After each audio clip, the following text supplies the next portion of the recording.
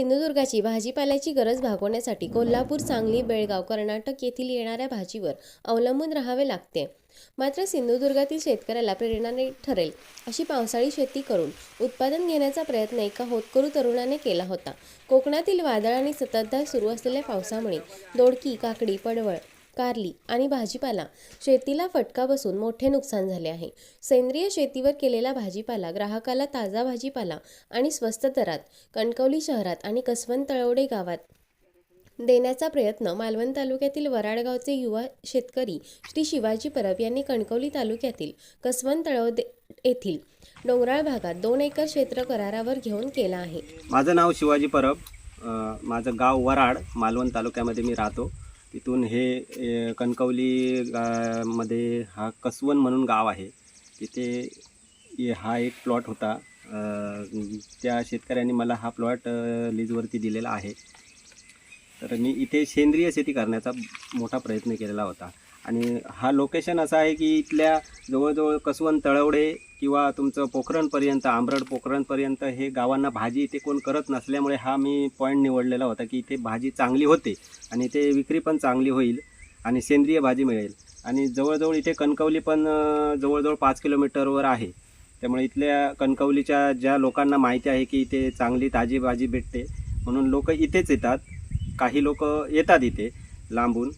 त्यामुळे मी सेंद्रिय भाजीचा हा मोठा प्रयत्न केलेला होता. आणि आम्ही हा बागेच्या बाजूला तुम्ही बघू शकता, हा इथे माझा प्लॉट आहे आणि रोडवरच प्लॉट असल्यामुळे मला इथे भाजी लावायला भेटते. इथे आम्ही छोटासा इथे दुकान उभं केलेलं आहे आणि इथे मी हा भाजीचा धंदा सुरू केलेला होता. की लोक म्हणतात की शेती करू नका किंवा शेतीवरती जास्त लक्ष दिल्यामुळे पोट भरत नाही किंवा चांगला पैसा भेटत नाही. हे चुकीचं आहे की तुम्ही शेती करू शकता. आपल्या इथे घाटावरून किंवा बेळगाववरून बरीचशी कोकणामध्ये भाजी आयात केली जाते. मग आपल्या इथे का होत नाही? होते, चांगले होते. तुम्ही हे बघू शकता. आता माझ्याजवळ भेंडी आहे, काकडी आहे, कारलं आहे, दोडकी आहेत, पडवळ आहेत. पण हे थोडंसं उत्पादन मला जे त्यातूनच मिळालेलं आहे की जास्तीत जास्त पावसाचा धक्का बसलेला आहे आणि हे मंडप वगैरे सगळं नुकसान झालेलं आहे. हे जवळजवळ 2 ते 1.5 एकर जवळजवळ क्षेत्र आहे. त्या क्षेत्रामध्ये आम्ही हे मंडप उभे केले होते. त्यामध्ये काकडी आहे, भेंडी आहे, दोडकं आहे, पडवळसुद्धा आहे, कारली वगैरे हे बरीचशी काही एवढी पिकं मी घेण्याचा प्रयत्न केला होता. आमच्या इथे मला आई इथे मदत करते, माझी मिसेस मदत करते आणि गरज लागली तर काही मजूर पण आम्ही घेतो.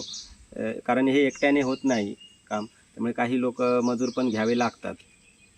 मात्र संततधार सुरू असलेल्या पावसामुळे पडवळ, कारली, काकडी, दोडकी, भेंडी, पालेभाजी, वेलांचे मंडप जमीनदोस्त झाल्यामुळे श्री परब यांचे मोठे नुकसान झाले आहे. जास्तीत जास्त इथल्या लोकांना सेंद्रिय भाजी मिळावी हा मोठा आमचा प्रयत्न होता. त्यामुळे सेंद्रिय भाजीपाल्याला जास्तीत जास्त मार्केटमध्ये मागणी पण तेवढीच आहे. त्यामुळे एक मनामध्ये एक उद्दिष्ट ठेवलं होतं की सेंद्रिय शेती करावी आणि लोकांना जास्तीत जास्त सेंद्रिय भाजी द्यावी.